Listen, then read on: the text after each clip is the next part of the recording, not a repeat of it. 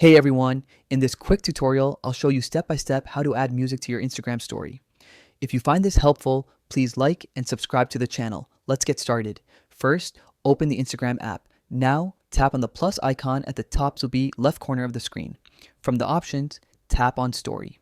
Take a photo or video or select one from your gallery. Once selected, tap on the music icon at the top of the screen. Search for the song you want to use. For example, I will select the Avengers theme song.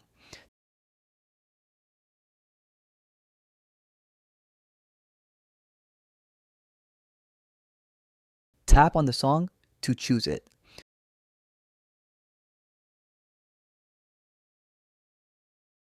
Adjust the part of the song you want to play.